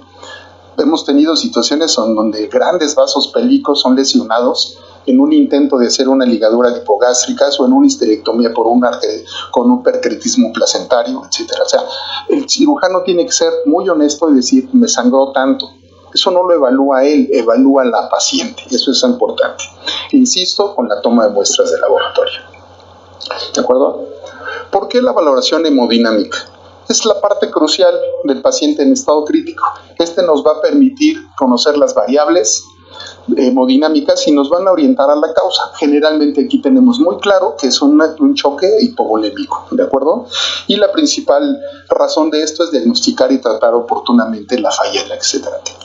¿Qué parámetros necesitamos monitorizar en las pacientes? Obviamente la frecuencia cardíaca, la respiratoria, la tensión arterial, la temperatura que se ha marcado ya como un parámetro sumamente importante, la saturación de oxígeno, eliminación de CO2, el estado de conciencia con la escala de Glasgow, por supuesto, cateterismo de la arteria, gasto cardíaco, resistencias periféricas. Esto sí tenemos opciones de monitoreo avanzado y sí tenemos una sala de terapia. Si no, vamos a hablar del monitoreo básico. Pero el equilibrio ácido-básico, que está marcado en negritas en la presentación, es especialmente importante. Vamos a ver por qué. Y obviamente el volumen urinario. En el monitoreo no invasivo podemos recurrir a cosas como el ultrasonido transtorácico, que se llama USCOM, la bioimpedancia, la biorreactancia. En el mínimamente invasivo, el Doppler esofágico, mediciones de flujo y mediciones de volumen mediante ultrasonidos. Hoy usamos muchísimo el ultrasonido hasta para pasar visita en las salas de terapia. Y el invasivo que ya mencionamos, el catéter de Swan-Ganz. Pero hablemos del monitor que sí tenemos al alcance. ¿Qué nos va a dar ese monitor, el básico? Sí, la frecuencia cardíaca, por supuesto, la respiratoria, la presión arterial, tanto sistólica como diastólica, y obviamente el cálculo de la media, la temperatura, que es sumamente importante, insisto, y la saturación de oxígeno y la eliminación de CO2 si está equipado con capnografía. Son dos ejemplos, el portátil que podemos llevar a todos lados, ¿sí? Y el que está fijo en la cama. Esta es una foto de la sala de terapia del Hospital General. Seguramente el doctor Posadas ya está familiarizado con ella, ¿sí? ¿Cuáles son los objetivos de esa reanimación hemodinámica? Las medidas deben instaurarse de inmediato. Obviamente el anestesiólogo tuvo el primer contacto y es el que inició toda esta reanimación. Cuando termina el procedimiento quirúrgico, que el cirujano consideró que ya tiene controlado el evento hemorrágico, la va a sacar a la sala de recuperación o terapia, como mencionaba. Y el primer paso, las metas que debemos de tener en mente es restituir una consecución y mantenimiento de presiones de perfusión de tejidos que garantice una adecuada oxigenación. Y esto lo podemos lograr con una presión arterial media más o menos alrededor de 65 millones de mercurio. ¿Sí? Corregir la disoxia tisular. Esta es lo más importante. Como mencionó el doctor Vargas, podemos tener una cierta hipotensión permisiva, tener una hipotensión controlada, siempre y cuando oxigenada, pues con las saturaciones de oxígeno, pero sobre todo con marcadores inequívocos como los niveles de lactato que están en pantalla. ¿De acuerdo? Ahorita vamos a ver la importancia del lactato. Entonces podemos hablar del shock como aquella situación de riesgo vital en la que existe una alteración en la utilización del oxígeno o disoxia y la capacidad para utilizar. La presencia de hipotensión arterial por abajo de 65 puede no ser necesaria, siempre y cuando tengamos valores de lactato adecuados. Entonces dice aquí que ante una situación clínica sugestiva, la alteración de un marcador de perfusión tisular, el lactato y las saturaciones venosas serán definitivas de shock, esté o no acompañada de hipotensión arterial. Para esto es indispensable la gasometría arterial, ¿no? Una arteriovenosa, donde vamos a hacer la evaluación del estado ácido básico, ¿sí? El cálculo diferencial de arteriovenosa del CO2, el valor pronóstico del lactato, porque la mortalidad del choque se incrementa de un 18% aproximado hasta más del 70% si el lactato sérico llega a más de 4 miligramos por litro o de 4 nanomolas por litro. Y esto es conocido desde hace muchos años y vieron la referencia ya tiene tiempo. ¿Qué complicaciones se pueden presentar en una paciente que tuvo un evento hemorrágico grave? Obviamente una insuficiencia cardiovascular, insuficiencia respiratoria, insuficiencia renal, insuficiencia hematológica, insuficiencia neurológica, insuficiencia hepática y las complicaciones quirúrgicas. Podemos considerar prácticamente que sale en falla orgánica múltiple. ¿De acuerdo? Vamos a identificar cada una de estas.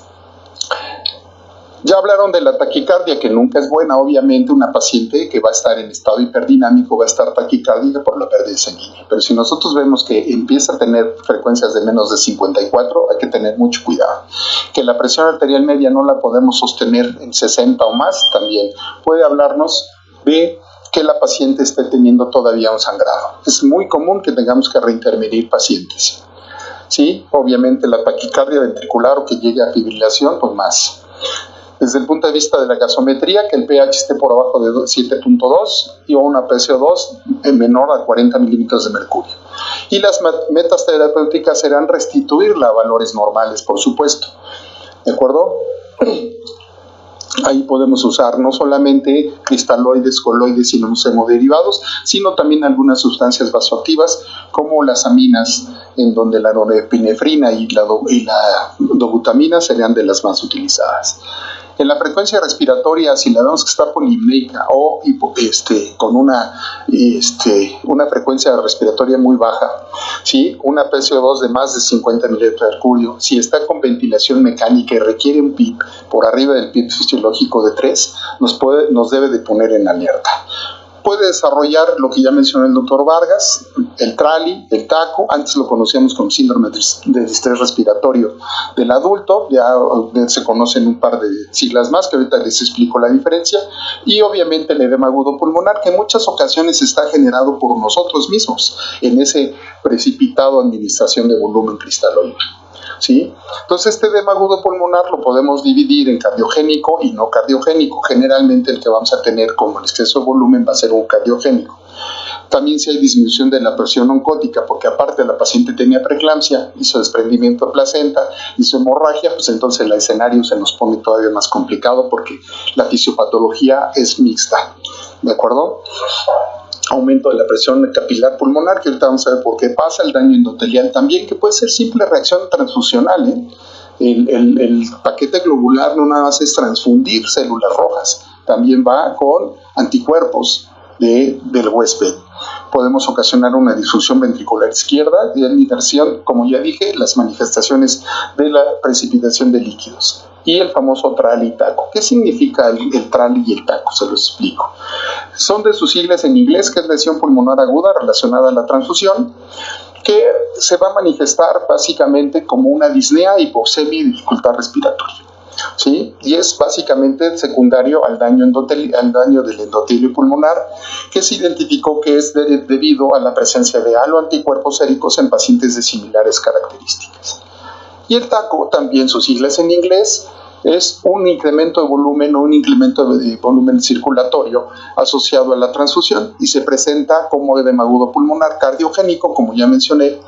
Y aunque el TRAL y el TACO tienen datos clínicos muy parecidos, es importante diferenciarlos porque el tratamiento es completamente diferente. En esta tabla se ven las características clínicas del TRAL y del TACO, ¿sí? Y en las flechas marcamos cuál es la diferencia terapéutica. Uno responde de manera importante, el TACO responde bien al uso de diuréticos con una mejoría, mientras que el TRAL no. Y la respuesta a líquidos, obviamente el TACO, como es por sobrecarga circulatoria, pues va a empeorar y el TRAL va a mejorar. Y en algunos casos con un poco de esteroide también. ¿De acuerdo? En el edema agudo pulmonar, pues la recomendación es el uso de diuréticos, puede ser de 1 miligramo por kilogramo de peso, o si es muy severo el cuadro, podemos dar un bolo de 100 miligramos de furosemida y después ir midiendo todo esto. ¿De acuerdo? El uso de morfina, pues la paciente tiene un dolor y sensación de angustia terrible. La nitroglicerina, que va a disminuir sobre todo la presión en la circulación pulmonar. El nitroprusiato de sodio, que también, si nosotros tenemos evidencia de una hipertensión pulmonar aguda dado por esto. Ya mencioné un poco de las aminas, está una dosis de dobutamina, por ejemplo, en la pantalla. Aminofilina, que le va a permitir una broncodilatación, y a veces es necesario digitalizar a la paciente para que mejore su función de bomba. ¿De acuerdo?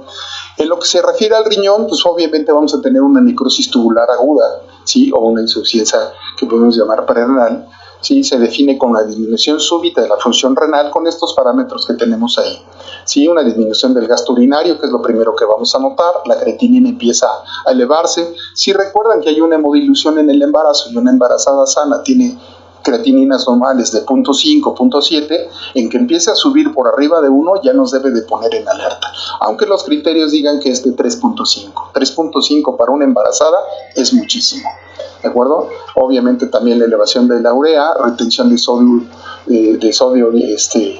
por un sodio urinario menor a 20 miliquivins por litro, y la determinación de creatinina que vamos a hacer en 24 horas nos va a permitir esto. Como meta terapéutica, ¿qué queremos hacer con ese riñón para que funcione bien? Mantener una volemia adecuada.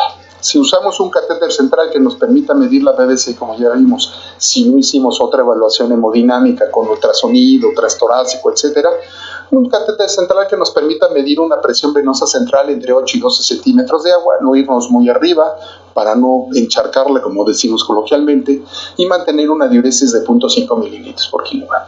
Evitar la hipercalemia y evitar la acidosis metabólica. En caso de que no lo logremos con las medidas de líquidos y todo, los fármacos en pantalla son de mucha utilidad. Furosemide, como ya mencionábamos también, para el edema agudo pulmonar, de 20 a 100 miligramos iniciales, no más de 300 miligramos en 24 horas, con un gluconato de calcio aproximadamente 1 gramo cada 6 a 8 horas, que va a tener la utilidad también de que nos restituye lo quemado o quelado por el citrato de los paquetes globulares. ¿Sí? El bicarbonato, cuando tenemos un bicarbonato sérico de menos de 12 miliequivalentes por litro, con la fórmula que ustedes ven ahí en pantalla. Enemas de sorbitol, ¿sí? Lactulosa vía oral y terapia sustitutiva renal en caso necesario. El enema y la lactulosa para evitar la absorción de nitrogenados en tubo digestivo. ¿De acuerdo?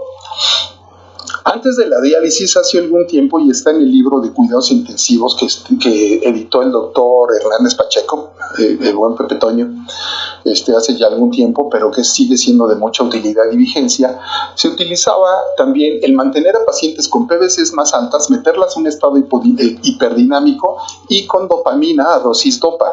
¿Sí? Esto permitía mejorar el flujo renal y algunas pacientes revertían esto. Eso actualmente está en controversia, no se utiliza mucho en algunos centros y prefieren la diálisis. Y aquí tienen ustedes los criterios para la diálisis, ¿sí? una urea por arriba de 100 miligramos por decilitro, datos de sobrecarga hídrica, sobre todo si ya está contribuyendo al edema agudo pulmonar, acidosis metabólica severa, cambios severos en el estado mental o una hipermagnesemia rebelde a tratamiento. Una insuficiencia hematológica, que es lo que más nos preocupa, un hematocrito que esté por abajo del 20%, que va a corresponder aproximadamente a una hemoglobina de 6.5, plaquetas que lleguen abajo de 20.000, fibrinógeno por abajo de 100, cuidado, la mortalidad se incrementa de manera exponencial, los tiempos por abajo del 85% o que aparezca coagulación intravascular diseminada. ¿A qué me refiero con una coagulación? Clínicamente la van a ver por petequias, sangrado en sitios de benefunción, sangrado de herida quirúrgica, equivosis, gingivorragia o en el transoperatorio sangrado al campo. Si queremos el laboratorio, necesitamos laboratorio para el diagnóstico preciso de SID, es lo de esta tabla que ven en pantalla. Se requiere de 6 puntos para el diagnóstico. Los datos característicos o pilares serían el dímero D y el monómero de fibrina y productos de lisis de la fibrina, que van a ser los más valiosos. Esta es la fisiopatología de SID de manera resumida, donde está el factor desencadenante activando la trombina, plasmina y la respuesta inflamatoria a ocasionar el daño. ¿Qué criterios vamos a usar para la transfusión de hemoderivados? Ya nos salió del quirófano y supuestamente con el evento quirúrgico ya controlado. Entonces necesitamos mantener un hematocrito mínimo por arriba de 21%, que equivale como a 7. ¿Sí? Mantener unos tiempos de coagulación de más del 85 y un fibrinógeno por arriba de 100, idealmente 200 o más. Por aquí tenemos una tabla, si plaquetas de 50.000. Hay controversias si dicen de 20.000. Recordemos que la paciente embarazada, como se dice, es potencialmente hemorrágica, es fisiológicamente hablando, era un coágulo caminando. Vamos a ver algunos de los cambios. Y lo ideal es tener 50.000 plaquetas o más. Si se va a reintervenir, pues cuando menos de 100.000. ¿De acuerdo? Esos son los cambios hemostáticos normales de la paciente embarazada, donde el fibrinógeno, si se fijan, está hasta en 400. Entonces, si nosotros por el evento quirúrgico nos bajó a menos de 100, es algo grave. ¿De acuerdo? Algo importante, cuantificar bien la pérdida sanguínea. Con sinceridad, como ya dije, no evalúa al cirujano, evalúa a la paciente. Entonces, no digan que sangró 800 y entró con 14 y salió con 8. Eso no es factible. Aquí vamos a dejar una serie de gráficas que pueden ser de mucha utilidad que se lleven a casa o que las conserven. Una compresa llena que vale a 100 mililitros, una gasa llena que vale a 10, y hay que medir bien con una probeta graduada lo que está en el frasco del aspirador. ¿Cómo calculamos el sangrado máximo permisible? En esa fórmula está puesto un hematocrítico del 28, que esto es ejemplo ilustrativo, pero si nosotros hacemos el cálculo, digamos, a un 25, 20, obviamente la ecuación cambia, pero esa les puede ser de mucha utilidad. Y calcular el volumen circulante de la paciente, hay muchas fórmulas, pero el 7% de su peso corporal real de la paciente es una fórmula práctica que la tenemos, o sea, nada más pesa 70 kilos y por 7 es 4.900 de volumen circulante. ¿Cuánto me ha sangrado? Puedo calcular el porcentaje de esto. ¿De qué nos sirven los hemoderivados? El concentrado de eritrocitario trae 240 mililitros. Viene, aparte de eritrocitos, viene leucos y plasma. De ahí luego la respuesta alérgica o reacción transfusional. Nos aumenta el hematocrito en un 3% y el valor de hemoglobina 1 gramo aproximadamente cada paquete. Las plaquetas de 50 mililitros nos elevan de 5 a 10.000. A veces el banco nos prepara un pool de 5 o 10 concentrados plaquetarios y hacemos la conversión. El plasma fresco nos aporta fibrinógeno, antitrombina 3, factores 5 y 8, y aumenta el fibrinógeno solo 10 miligramos por decilitro. Y los crioprecipitados de 40 mililitros también nos aumentan el fibrinógeno 10 miligramos. ¿Sí? El fibrinógeno sintético, ¿sí?, nos sirve 2 frascos de fibrinógeno, 2 pools de crioprecipitados, ¿sí?, si el fibrinógeno es de menos de 200, si el INR es de más de 1.5, 2 unidades de plasma fresco, si el calcio está menor a 1 miligramo, es iniciar el gluconato de calcio, y el lactato, si está en más de 4, considera el uso de bicarbonato, pero yo creo que desde antes. Y si el potasio está por arriba de 5.5 y no lo podemos bajar con lo que se llaman soluciones polarizantes, es criterio de diálisis también. Hace rato mencionaron de la tromboelastografía. Hasta la izquierda de su pantalla, a su izquierda, estaría el trombo normal, ¿sí? Un paciente con hemofilia después, la trombocitopenia daría un trombo muy flaquito, una hiperfibrinolisis daría la forma como de gota alargada y la hipercoagulación como un tanquecito. Y esto es algo muy interesante, ya lo mencionó el doctor Vargas de mucha insistencia, pero lo consideraba la tríada letal. Hoy se considera como un diamante letal. Ya no es solamente un factor, la hipotermia, la coagulopatía y la acidosis, sino también la hipocalcemia. Se ha mencionado repetidamente que los paquetes, los hemoderivados, vienen con citrato, y el citrato es quelante de calcio, y el calcio es un factor de la coagulación. Entonces, esto nos va a precipitar el shock, nos va a precipitar la coagulopatía, la disfunción plaquetaria y demás, y nos va a favorecer la muerte. Entonces, la hipotermia tiene una especial importancia en este tema. Como conclusiones, ¿qué podemos decir? Tenemos que definir las necesidades y capacidades. ¿Dónde laboramos? Ya mencioné, no es lo mismo trabajar en la sala de terapia intensiva del gineco 4 de perinato. ¿Qué tipo de pacientes recibimos? ¿Somos centro de referencia de pacientes complicadas? ¿Sí? ¿Qué capacidad instalada tenemos? ¿Sí? Aptitudes y actitudes del hospital, porque hay quien está aguantando a la paciente hemorrágica hasta que se acabe su turno para que el que llegue sea el que se vea involucrado en eso, ¿no? Contamos con procesos estandarizados. Mucho de esto está tomado de guías de práctica clínica, tanto del IMSS, de la Secretaría de Salud, del mismo colegio, etc. O sea, información tenemos mucha. Sin embargo, la hemorragia sigue siendo la primera causa de muerte materna. Entonces, la unidad de cuidados intensivos, si la tienen, idealmente debe estar pegadita a la unidad de tococirugía y con personal capacitado las 24 horas del día. No es lo mismo trabajar aquí. Esta es una foto de la terapia intensiva de mis amigos con los que me entrené en terapia intensiva en la unidad de trasplantes del Hospital General. Aquí quiero llamar la atención, perdón que me robe unos minutos. En la foto se alcanza a ver muy chiquito la torre de diálisis. Si se fijan, no solamente tiene monitores de todo tipo, ¿sí? Sets de bombas de infusión, el ultrasonido para pasar visita y revisar. Lo que antes hacíamos la auscultación y los estertores y el derrame pleural, ahora lo hacen por ultrasonido, ¿sí? El carro rojo con el desfibrilador y dos, pero hasta equipo de hemodiálisis. Todo, o sea, una delicia de terapia intensiva para cualquier atención a estar en un hospital de segundo nivel. ¿De acuerdo? Es una foto que me encanta. Y recuerden, cuando se trate de una hemorragia, nunca vayan solos. Ya lo mencionamos, el equipo multidisciplinario, el trabajo en equipo siempre va a ser lo más importante. Muchas gracias.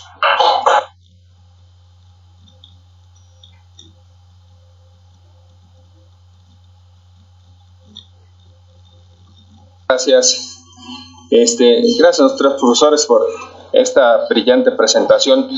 Realmente, cuando se planeó este tema era salirnos un poquito de lo que habitualmente hablamos, que es el manejo de la hemorragia de primera instancia. Hoy revisamos 3 aspectos diferentes de cosas que a veces no revisamos y que tienen una importancia vital.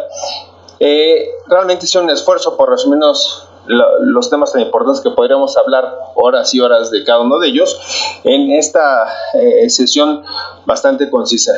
En virtud del tiempo, yo quisiera nada más que nos dejaran un último mensaje de la importancia tan relevante de cada uno de sus temas, por favor.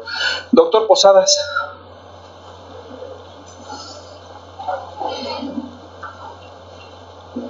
Ahí está. Ahí está. No.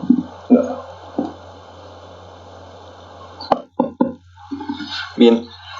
Pues sí, de la charla que yo di, considero que es de suma importancia que el ginecobstetra salgamos de esa zona de confort en donde siempre estamos habituados a hacer lo mismo repetidamente y equivocadamente. Detengámonos a ver al paciente a la cara, a explorarlo, a evaluar sus constantes vitales y ir un poco más allá hacia sus antecedentes y su historia clínica, que estos parámetros de indicadores predictivos nos van a permitir identificar a las pacientes con algunas horas de anticipación a que pueda detonar una catástrofe obstétrica. Es algo a lo que estamos poco acostumbrados, específicamente el ginecobstetra, y vale mucho la pena incluirlo a todas las acciones que emprendemos en una paciente que está delicada. Doctor Jorge Vargas.